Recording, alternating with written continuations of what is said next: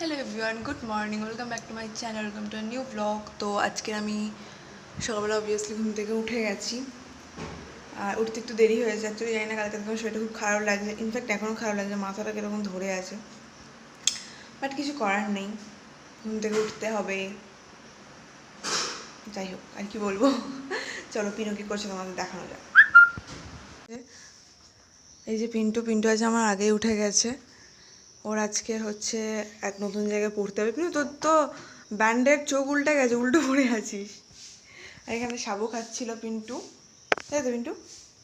ও মুখ দেখেছো, cute by.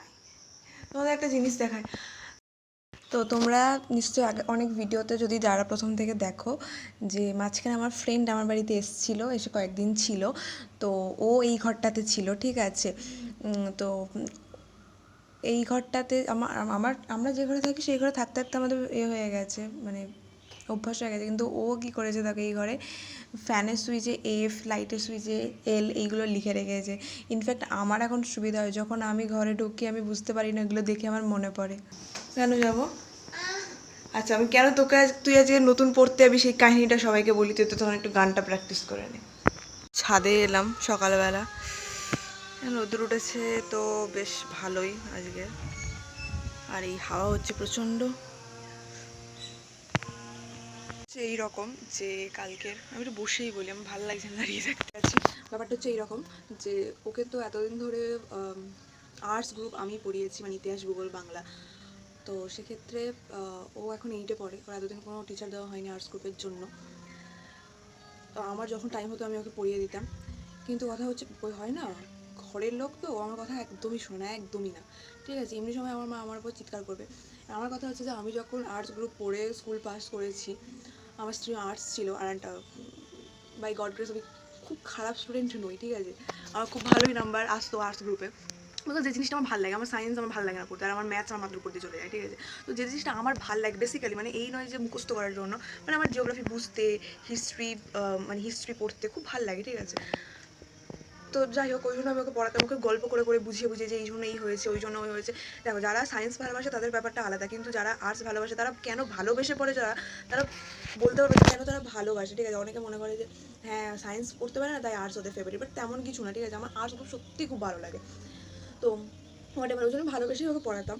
R but আমার বোনের সহ্য হলো না সেটা, ঠিক আছে। ওকে আমি কালকে সকালবেলা ঘুম থেকে উঠেছে, ঘুম থেকে ওঠার পরে আমাকে বললাম যে ওর যেহেতু বিজ্ঞানের টিচার রয়েছে, মানে সায়েন্সের টিচার রয়েছে আর ইংলিশের টিচার রয়েছে, তো সবসময় ও সায়েন্স, ম্যাথস আর ইংলিশেরই হোমওয়ার্ক করছে, ওটাই করছে সেটাই করছে।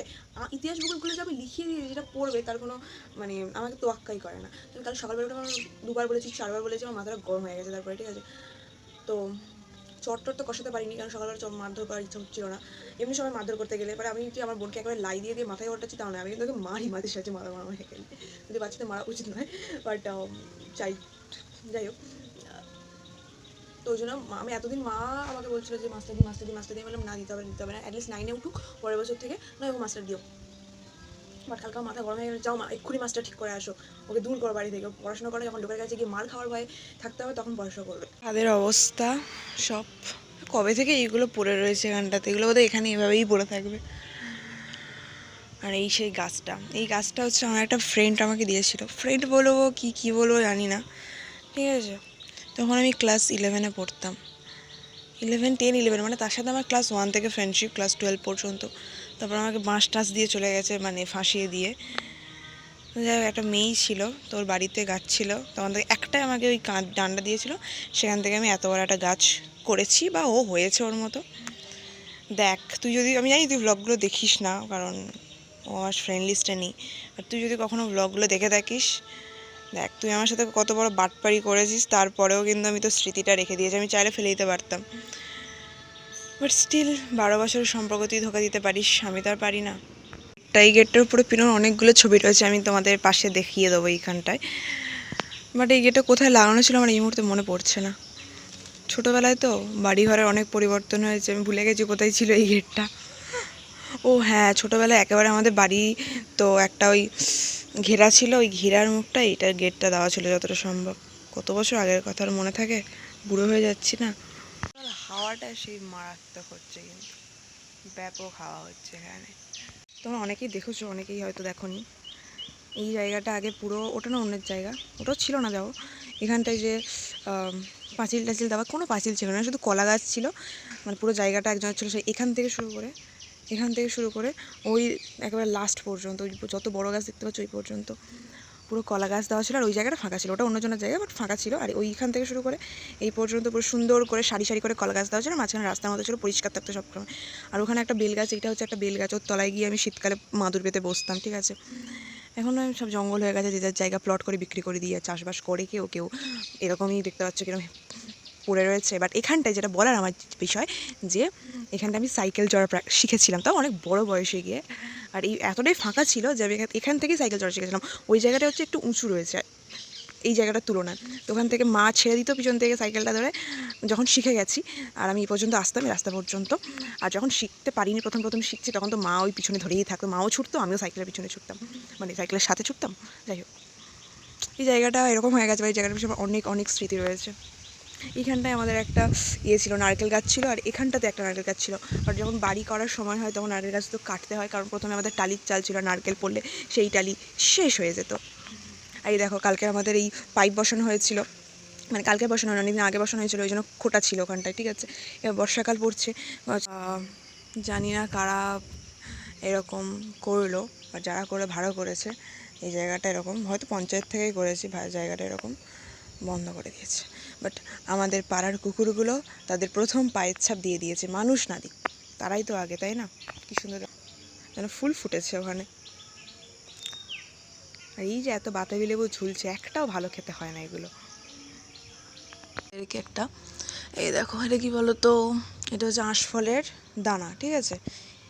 এই পড়ে রয়েছে, ওই এই দিকে ভর্তি পড়ে রয়েছে, ঠিক আছে, দেখতে পাচ্ছ? এই দেখো, এই কোত্থেকে এলো, আমরা খেয়ে ফেলেছি? নো, এই যে গাছটা, এই গাছটাতে আঁশফল ভর্তি ছিল, পাখি খেয়ে খেয়ে এখানটাতে ফেলেছে, যদিও ওই পাখি খেয়ে খেয়ে সব এখানে ফেলেছে। আমি ভাবছি তখন থেকে আঁশফলগুলো পেরে নিল, ওদের তো বলেছিলাম, ওরা বলেছিল যে বেকার পারবো না, অনেক উঁচুতে, আর মিষ্টিও নেই, বেকার পেরে লাভ নেই। খেলো কারা, কোথায় গেল? মানে ভর্তি ছিল উপরের দিকে, নিচ থেকে উপরে ওটা একটু ডিফিকাল্ট, বাট এই এবার বুঝতে পারছি দানাগুলো এখানে পড়ে রয়েছে যখন কারা খেয়েছে। তো একটু আগে বোন তো খাচ্ছিল সাবু আর মিছরির জল ভিজানো, ঠিক আছে। আমার তো সাবু খেতে সেই লাগে, তো খাচ্ছিল, তারপর গানে বসলো বলে আমি নিয়ে চড়ে এলাম। এখানে অ্যাকচুয়ালি চিনি দিয়ে খেতে কিন্তু আমার ভালো লাগে না, কারণ চিনি জিনিসটাই আমার কীরকম গাগুলায়। এদিকে মিছরি বলো, তারপরে সন্দেশ বলো, এইগুলো খেতে আমার বেশ ভালো লাগে, জানি না কী ব্যাপার। তো যাই হোক, এখন আমি এটা খাই, তারপর আমি পড়তে বসবো। দেখা হচ্ছে তোমাদের সাথে পরের ভিডিওতে। কেমন লাগলো ভিডিওটা জানিও, জানি ভিডিওটাতে তেমন কিছু নেই, বাট যদি ভালো লেগে থাকে একটা লাইক করতে পারো, আর চ্যানেলটাকে সাবস্ক্রাইব করতে পারো। দেখা হচ্ছে তোমাদের সাথে পরের ভিডিওতে। টাটা।